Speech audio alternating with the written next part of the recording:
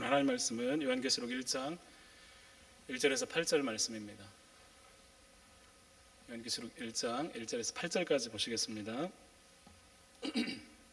우리 한 절씩 교독하겠습니다. 예수 그리스도의 계시라. 이는 하나님이 그에게 주사 반드시 속히 일어난 일들을 그 종들에게 보이시려고 그의 천사를 그 종 요한에게 보내어 알게 하신 것이라.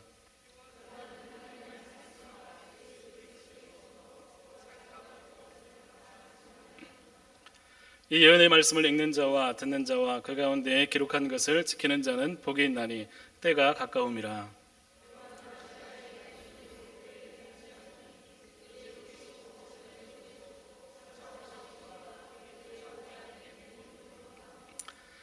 또 충성된 증인으로 죽은 자들 가운데서 먼저 나시고 땅의 임금들의 머리가 되신 예수 그리스도로 말미암아 은혜와 평강이 너에게 있기를 원하노라. 우리를 사랑하사 그의 피로 우리의 죄에서 우리를 해방하시고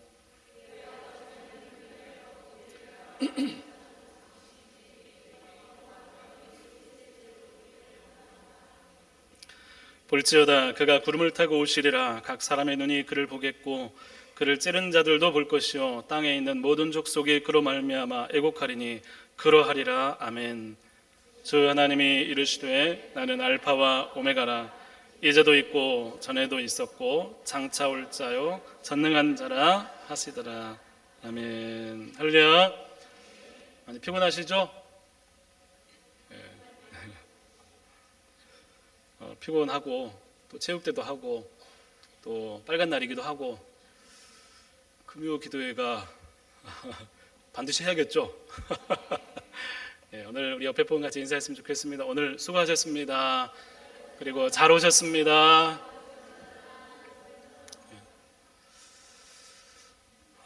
여러분, 신앙에 대해서, 영적인 생활에 대해서 요즘 영적으로 좀 어떠세요?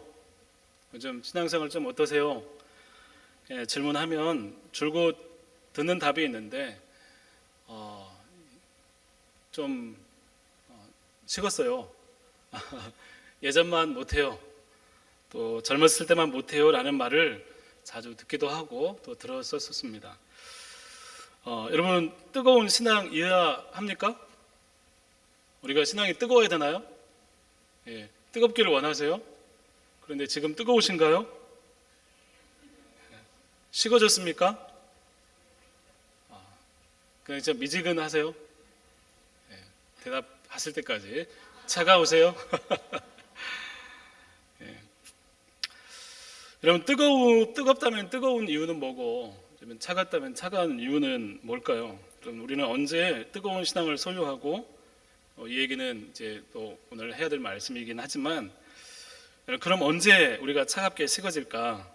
어쩌면 많은 사람들이 그렇게 얘기를 합니다. 세상이 달라졌어요. 바빠요. 분주해요. 이성 살아가는 방법들이 달라졌어요. 그래서 아이들 때문에, 중요한 시험 때문에, 문제 때문에, 직장 때문에 현실적인 이유들을 아마 들 것입니다. 그러면서 내가 신앙이 식어진 이유, 시간을 낼 수 없어요. 바빠졌어요. 여러분, 과연 그것이 과연 진짜 이유일까요?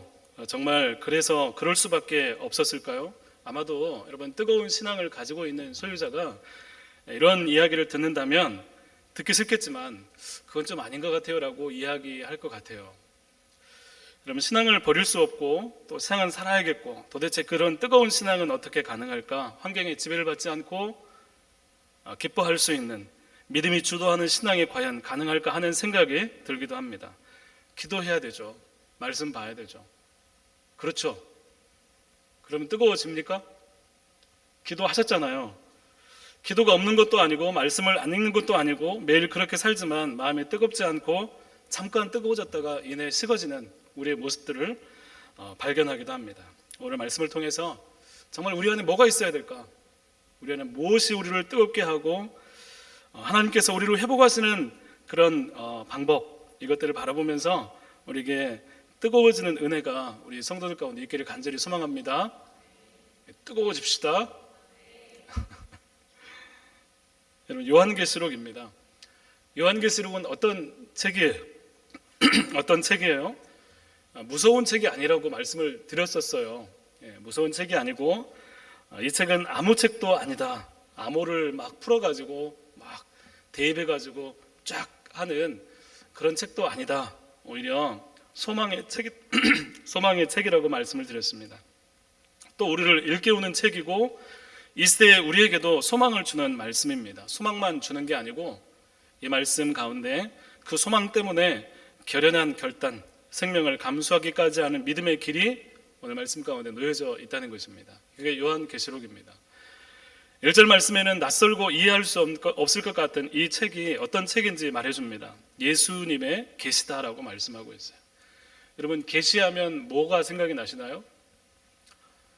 계시하면 성경이 생각이 나야 돼요.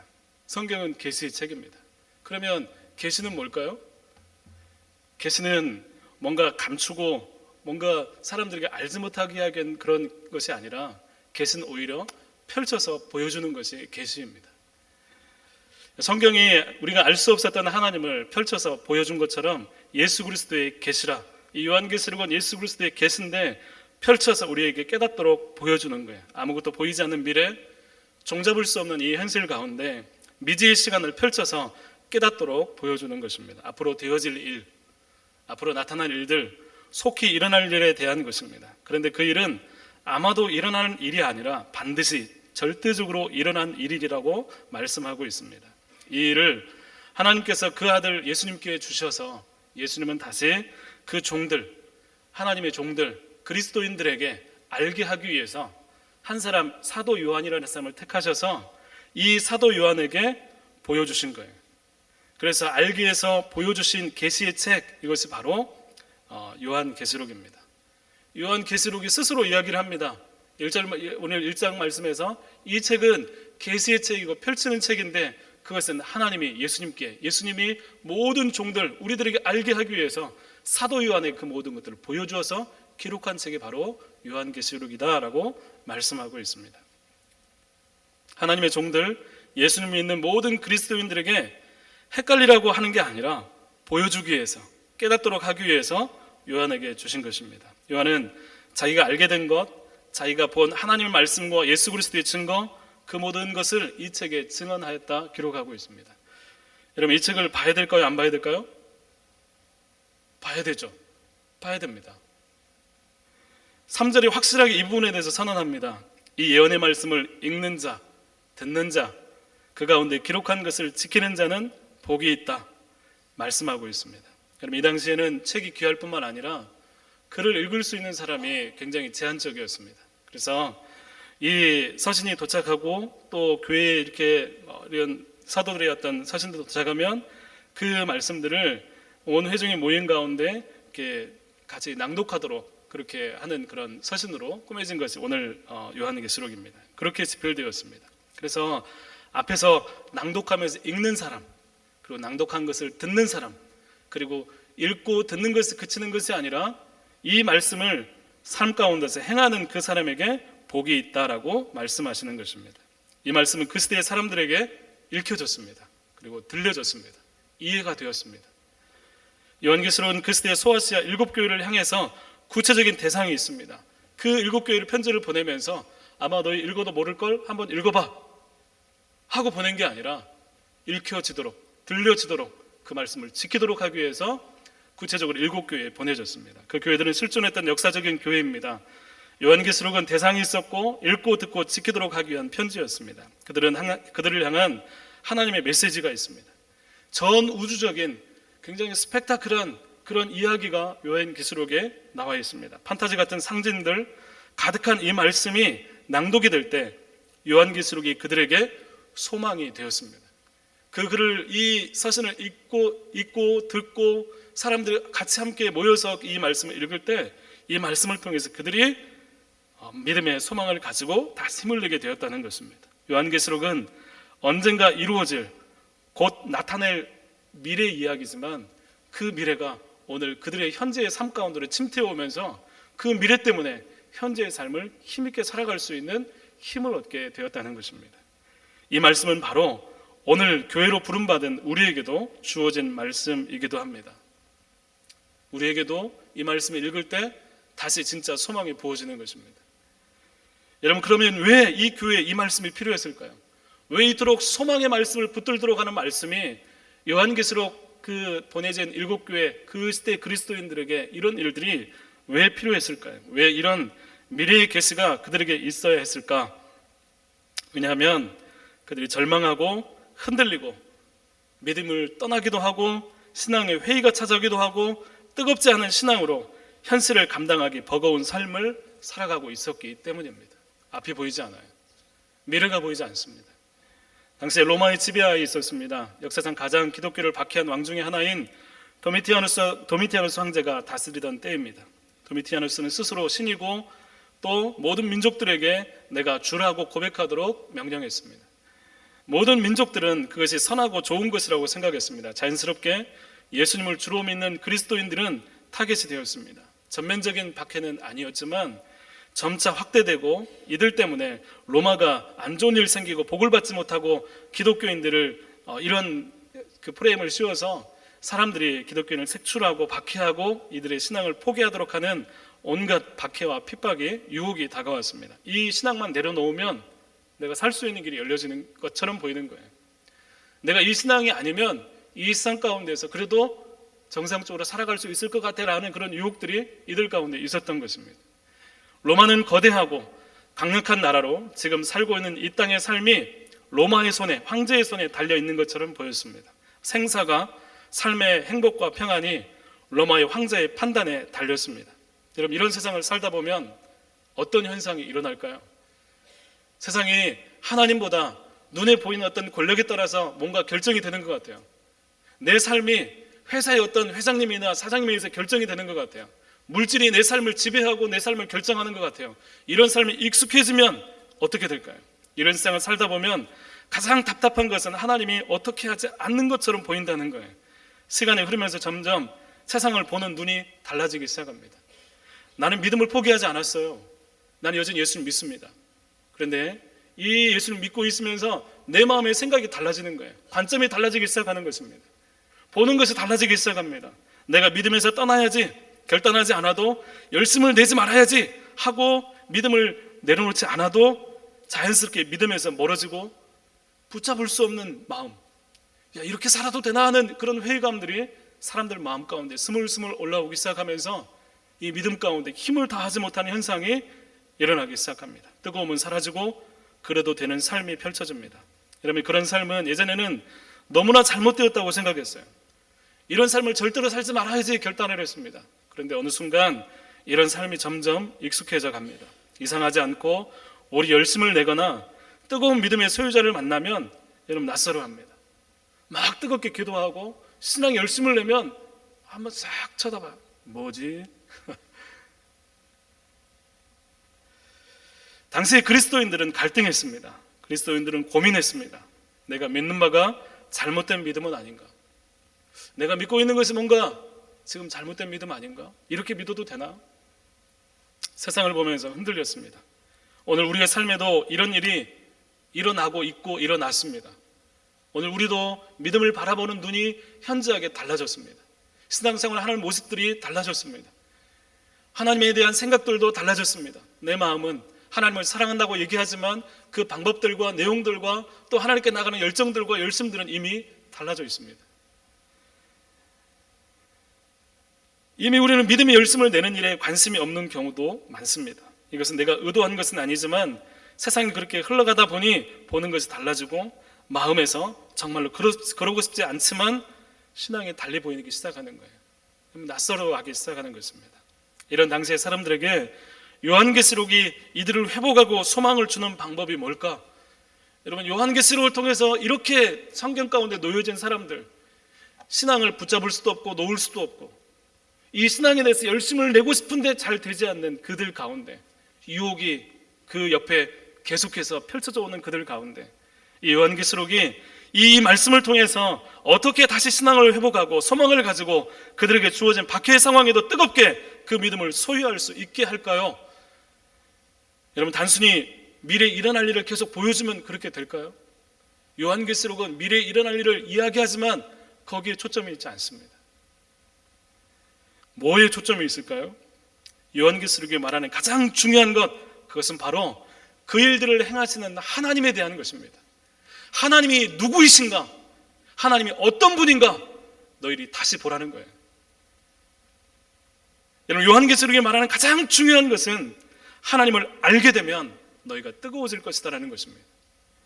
하나님을 알게 되면 상황을 이기고, 하나님을 알게 될 때 진정한 믿음의 파워가 나타나는 것입니다. 호세아서에는 이런 말씀이 있습니다. 내 백성이 지식이 없어서 망한다. 여러분, 이것은 하나님에 대한, 진짜 하나님은 우리에게 이런 말씀을 하셨지, 하나님은 이런 분이시지, 하나님은 우리를 정말 택하신 분이시지, 이런 정도의 지식을 얘기하는 게 아니에요. 그 하나님과 사귐 가운데, 그 하나님 진짜 내 삶 가운데 어떤 분인가, 이런 지식이 그들 가운데 사라져버린 거예요. 지식이 없어서 망하는도다 말씀합니다. 그리고 6장 3절에는 그러므로 우리가 여호와를 알자, 힘써 여호와를 알자라고 말씀하고 있습니다. 여호와를 아는 일에 이스라엘 백성의 생명이 걸려있는 것입니다. 하나님을 아는 것은 그저 이름을 알고 지식으로 아는 그런 말씀을 하는 게 절대로 아닙니다. 예전에 만난 하나님에 대한 기억으로 오늘을 사는 그런 알미 아닙니다. 여러분, 사귐이 있고 인격적인 교제가 있고 하나님을 찾고 찾을 때 우리에게 자신을 보여주시는 하나님, 오늘 내가 하나님 앞에 나갔을 때 내가 생각지도 못한 그 하나님이, 그 말씀이 내 마음을 울리면서 다가오면서 하나님 지금도 그렇게 역사하세라고 말씀하시는 그 하나님에 대한 알미라는 것입니다. 모든 것을 뒤로하고 하나님을 찾게 될 때 알게 되는 그런 알미입니다. 여러분, 시편을 보면 다윗의 시편이 나옵니다. 기름 부음을 받았습니다. 그런데 언제 왕이 될지 기약이 없습니다. 그리고 사울왕의 시기에서 사울왕이 계속 다윗을 죽이려고 추격 가운데 있습니다. 오랜 시간을 도망자로 보내야 했습니다. 노년에는 압살롬이 아버지를 죽이겠다고 쫓아오는 그런 상황도 펼쳐집니다. 다수의 시편에서 다윗은 자신의 상황을 호소합니다. 주여, 어느 때까지입니까? 힘들어 죽겠습니다. 왜 얼굴을 제게서 숨기십니까? 나 종일 근심하고 있습니다. 원수들이 언제까지 자랑하게 두시렵니까? 내 영혼 사슴처럼 주를 찾기에 갈급합니다. 내 하나님이 어디 있냐고 사람들이 수군거립니다. 하나님 도대체 어디 계십니까? 내가 종일토록 눈물로 내 양식을 삼습니다. 하나님 어디 계시죠? 이렇게 다윗이 탄식하며 고통을 하나님께 호소합니다. 그런데 여러분, 이것이 결론입니까? 결론이 아니에요. 이런 고통과 아픔의 상황 가운데 내 하나님이 어디 계시냐, 눈물이 내 양식이 되면서 이렇게 탄식하다가 시편의 대부분은 하나님에 대해서, 그 다윗이 경험한, 다윗이 알게 된 하나님에 대한 알매에 대해서 노래하고 있습니다. 여호와는 나의 피난처 되십니다. 여호와는 나의 반석이셨습니다. 여호와는 나의 요새이셨습니다. 나의 구원이시요, 여호와는 나의 목자시요, 여호와는 나의 기도를 들으시는 분이십니다. 여러분, 왜 이런 결론을 내립니까? 수많은 위기와 고통의 순간 죽을 것 같은 상황에서 상황이 나아졌기 때문에 이런 결론을 내린 게 아니에요. 다윗 여전히 도망자입니다. 뭔가 달라진 게 아니에요. 상황이 달라져서, 상황이 좋아져서 이런 결론을 내린 게 아닙니다. 내가 생각한 하나님을 넘어서 하나님을 더 알게 되었을 때, 나 지금 힘들어 죽을 것 같았는데 그 가운데 이 모든 환난과 고통보다 더 크신 하나님께서 내게 오셔서 나를 지키신다는 그 하나님에 대한 알미 내 안에 경험될 때, 이 다윗은 결론을 내리는 것입니다. 하나님은 나의 피난처십니다. 이것은 나를 어쩌지 못할 것입니다. 하나님을 알게 하셨을 때 다윗은 여호와를 찬양하면서 그의 삶의 고난의 시간에도 오히려 하나님을 더욱 뜨겁게 붙잡게 되었습니다. 하나님을 아는 것, 하나님을 아는 것, 이런 더 아는 것, 하나님 우리에게 더 알려질 때 진짜 뜨거운 믿음으로 소망이 생기는 거예요.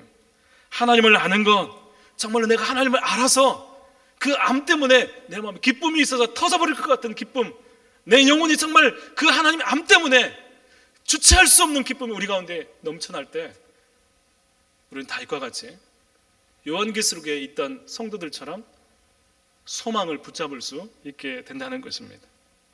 하나님을 사랑하는 마음이 더욱 생기고 영적인 회복으로 이어지는 것입니다. 오늘 말씀에서 이 예언의 말씀을 하면서 요한은 먼저 하나님에 대한 이야기를 합니다. 오늘 이 1장 우리가 읽었던 말씀 가운데는 요한계시록에 삼위일체 하나님에 대한 이야기가 나옵니다. 성부와 성령과 성자에 대한 이야기가 나옵니다. 요한계시록에 하나님에 대한 말씀이 가득 차 있습니다. 사람들은 하나님은 침묵하시고 더 이상 우리에게 역사하지 않는다고 생각할지 모르지만 그 현실 속에서 하나님은 상상을 초월하는, 우리의 생각을 넘어서는 놀라운 하나님으로 나타나고 있습니다. 오늘 말씀에는 하나님을 이렇게 말씀합니다. 이제도 계시고 전에도 계셨고 장차 오실 이라고 말씀하고 있습니다. 성부 하나님이에요. 사람들이 모여 있었습니다. 두려움과 걱정 반, 믿음 가운데 회의감을 가진 사람들이 둥그렇게 모여 앉아서, 혹은 여러 사람이 모여서 이 말씀을 읽어주는 사람 앞에서 그 말씀을 듣는 거예요. 지금까지 하나님 어디 계시지? 하나님 어느 곳에 계시지? 하나님 정말 역사하시는 하나님이신가? 수없이 많은 의심들과 유혹들 가운데 있는데, 이 요한계시록을 통해서, 요한에게 주신 말씀을 통해서 하나님 말씀하시는 거예요.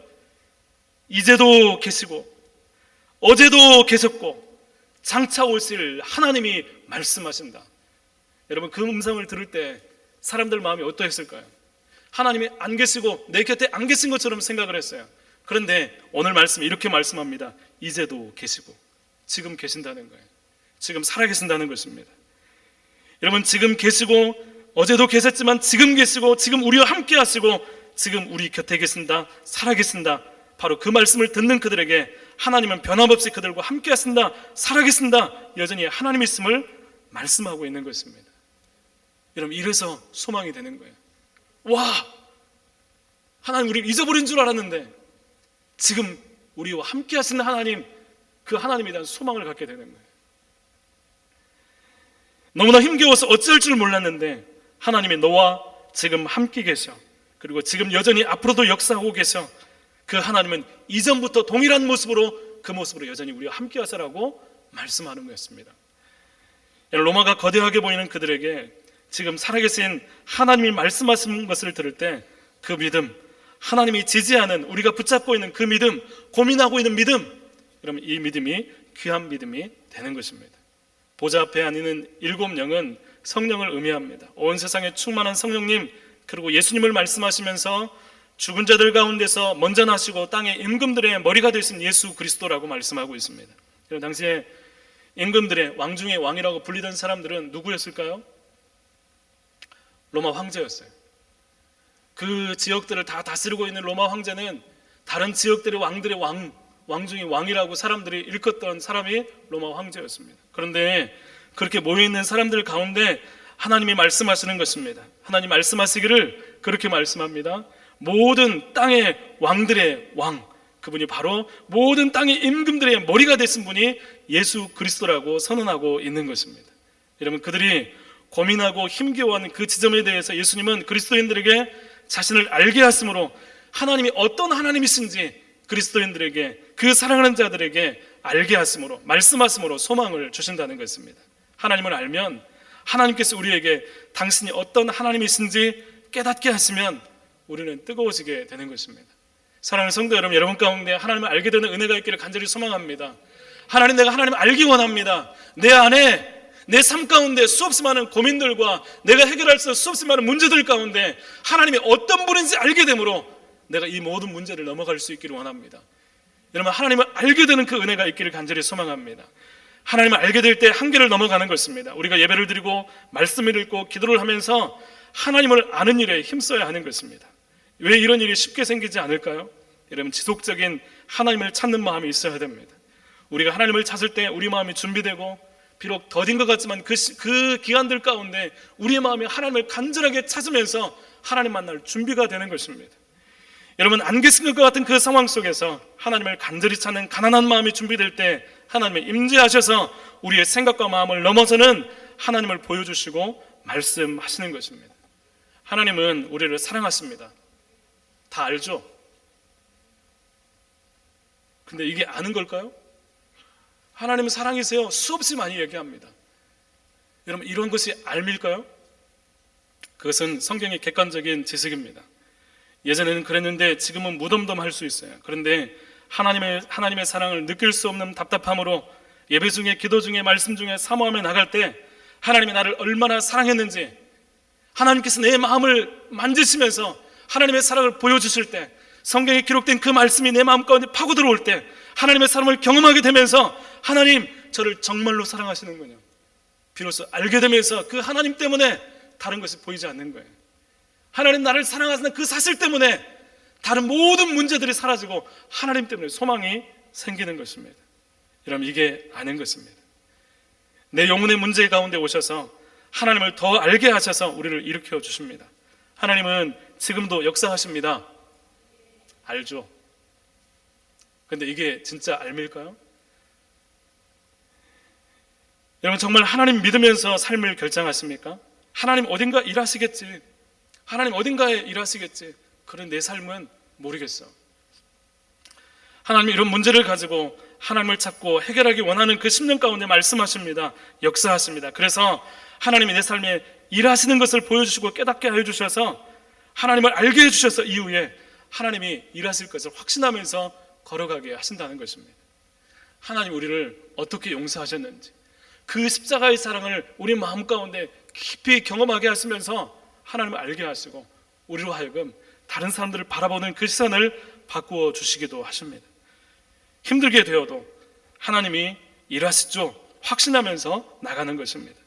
하나님을 알게 되면, 하나님을 알면 우리 영혼은 정말로 터질 듯한 마음으로 하나님을 기뻐하고 예배하고 노래하고 뜨거워지는 것입니다. 여러분, 찬양하면서 박수 치면서 우리가 열심히 찬양을 하죠. 여러분, 찬양하면서 진짜 기쁨이 뭘까요? 멜로디일까요? 여러분, 악기일까요? 뭐죠? 찬양하면서 하나님을 아는 거예요. 우리가 고백하면서 하나님 이런 분이지 하면서 그 하나님이 알미 우리 가운데 있을 때 그 찬양 폭발적인 은혜가 우리 가운데 넘쳐 흐르게 되는 것입니다. 지금도 하나님을 아는 일에 힘쓰고 그 일에 사모하는 사람은 뜨겁습니다. 하나님을 아는 일이 멈추지 않으면 그 사람은 하나님의 일을 바라봅니다. 왜냐하면 반드시 하나님은 약속하신 것을 실현하시는 분이기 때문입니다. 오늘 말씀에 7절에 볼지어다 그가 구름 타고 오시리라 말씀하고 있습니다. 주님이 다시 오십니다. 주님을 잃어버리고 알지 못하고 하나님을 아는 일이 멈춘 사람은 그 사실이 지식으로 남아서 언젠가 오시겠지, 언젠가 아마 이런 모습으로 오지 않을까 상상하면서 지식으로, 그러나 삶에 전혀 도움이 되지 않는, 도전이 되지 않는 모습으로 살아가게 됩니다. 그 음성이 들리지 않습니다. 하나님 음성을 들을 수 없습니다. 사랑하는 성도 여러분, 하나님을 알게 되므로 그 하나님이 계셔서 모든 말씀이 우리 가운데 들려지는 말씀으로 하나님께서 보라 라고 말씀하실 때 우리도 같이 보면서 그 구름 타고 오실 예수님을 기다리면서 오늘 우리의 삶을 믿음으로 살아낼 수 있는 우리의 성도들 될 수 있기를 간절히 소망합니다. 예전에 그랬던 것, 예전에 뜨거웠던 것이 아니라 그것이 오늘도 하나님께서 여전히 나에게 그렇게 역사하시는 분임을 붙잡는 인격적인 우리의 경험과 생각을 뛰어넘는 하나님의 다가오심으로 하나님을 알게 될 때 우리는 믿음의 결정을 하게 됩니다. 요한계시록은 계속해서 그런 내용이 나오고 있습니다. 하나님을 보여주고 있습니다. 하나님의 살아계심을 증거하고 있습니다. 이 땅에서 고통하고 신음하는 많은 사람들에게 하나님 살아계시다고, 하나님 어떤 분이 계속해서 끊임없이 말씀하고 있습니다. 사람들이 하나님을 다시 아는 것입니다. 침묵하시는 것 같고 모르시는 것 같고 이해할 수 없는 하나님께서 어떤 분인지 말씀하심으로 그들이 하나님을 향하도록 여전히 약속이 우리에게 유효하다고 말씀하시고 계신 것입니다. 지금도 그 영혼에 하나님을 아는 일이 일어나는 사람은 주님의 오심을 기다리고 구름 타고 다시 오실 예수 그리스도를 오늘도 품고 살아가게 됩니다. 오늘 주님의 뜻대로 사는 삶이 이루어지게 됩니다. 사랑하는 성도 여러분, 오늘 우리의 기도 가운데, 예배 가운데 간절히 하나님께 소망했으면 좋겠습니다. 주님, 내가 하나님을 더 알기 원합니다. 하나님 말씀을 경험하면서 하나님, 내가 하나님을 더 바라볼 수 있도록 도와주십시오. 절망과 침묵과 아픔, 여러 세상의 상황 속에서 하나님을 기다리고 찾을 때 반드시 늦지 않게 우리에게 말씀하시면서 하나님 때문에 소망을 얻게 하시는 그 하나님을 만날 수 있기를 바랍니다. 여러분, 우리의 소망은 하나님밖에 없습니다. 우리의 소망은 하나님 만날 때만 가능합니다. 그 하나님을 알 때만 우리가 살아날 수 있습니다. 여러분, 다른 어떤 것이 아니라 우리의 모든 신앙의 행위 가운데 하나님을 아는 일, 하나님을 더 경험하는 일, 하나님을 더 마음 가운데 인격적으로 경험하는 그 은혜가 우리 성도들 가운데 있어서 그 신앙이 뜨거운 신앙으로, 벅찬 감동으로 모든 신앙과 삶 가운데 여러분의 삶이 이어지기를 간절히 축복합니다. 함께 같이 기도하겠습니다. 하나님 아버지 감사합니다. 오늘 연계시록 통해서 어렵고 힘든 삶 가운데 하나님이 살아계시고 이제도 계시고 어제도 계셨고 장차 오시리라고 말씀해 주시면서 우리 가운데 하나님을 다시 보라고 말씀하시는 그 음성, 하나님 우리도 보기 원합니다. 하나님, 우리도 동일하게 이 세상을 바라보면서 정말 우리의 신앙의 열정이 식어지고 뜨거움이 사라진 그런 삶을 살아가고 있습니다. 주님, 우리 가운데 다시 하나님을 보게 하시고 알게 해주셔서 하나님 우리 마음 가운데 마음이 그 영혼이 우리의 모든 심령이 터져버릴 것 같은 정말 주님의 다가오심을 통해서 하나님 주님을 알므로 인해서 하나님 주님을 경험함으로 인해서 우리가 다른 모든 것들을 내려놓고 주님을 바라보며 소망을 가지고 다시 뜨겁게 주님을 예배하며 우리의 모든 삶을 주님께 올려드리는 삶이 될 수 있도록 주님 우리를 회복하여 주시옵소서. 주님 함께해 주시기를 원하오며 예수님 이름으로 기도드립니다. 아멘. 우리 함께 말씀 기억하면서 우리 같이 기도